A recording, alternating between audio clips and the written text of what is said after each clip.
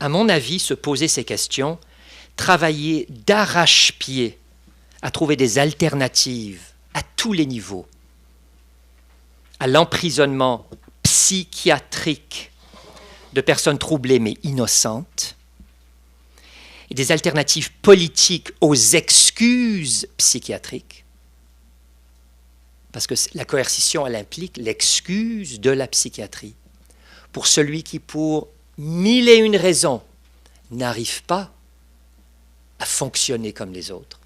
C'est aussi une action coercitive de la psychiatrie, de proposer des excuses que la société acceptera.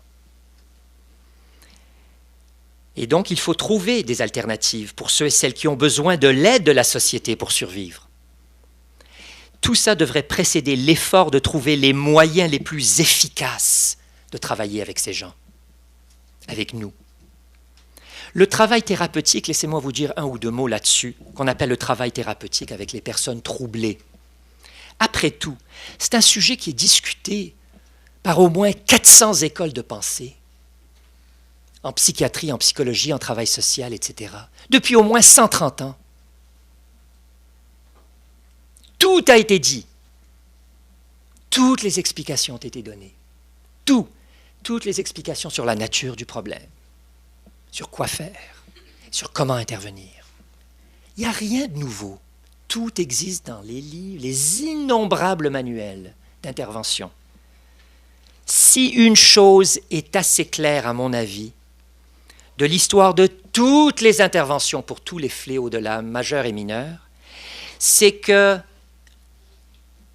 toute intervention qui offre à une personne en crise, appelez ça comme vous voulez, en crise, un espoir de rétablissement, grâce à l'enthousiasme et la sincérité de ses pratiquants et la crédibilité sociale de ces pratiques, toute intervention a une très bonne chance de réussir. Toute intervention peut aider. Tout est efficace. Ça dépend de ce que vous cherchez. Donc, l'idée, à mon avis, la recherche d'efficacité, cette recherche de montrer quelle est systématiquement la méthode la plus efficace, c'est un leurre, c'est une distraction monumentale, une perte de temps, grande perte de temps. Mais c'est le jeu qu'on est forcé de jouer. Donc, il est approprié, en concluant, je termine avec une citation de Saz, d'un livre qu'il appelait « Coercion as Cure ». Je ne sais pas comment traduire ça. « Coercion as Cure ». La coercition en tant que cure, si vous voulez.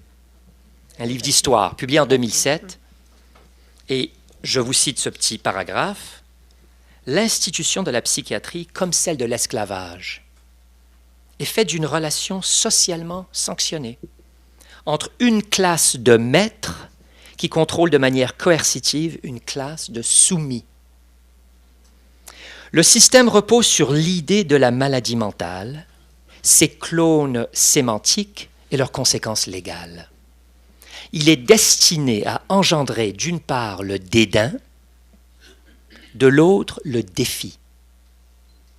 La juxtaposition de la persuasion et de la coercition est au cœur des grands conflits moraux de l'humanité. Les relations entre les hommes et les femmes, les leaders et les suiveurs, le capital et le travail, l'expert et le profane. Le vrai guérisseur de l'âme est un docteur en persuasion, non en coercition. La paix et la tolérance psychiatrique suivront de la reconnaissance que maladie mentale est une métaphore trompeuse et du rejet de la coercition psychiatrique comme un crime contre l'humanité. Merci beaucoup.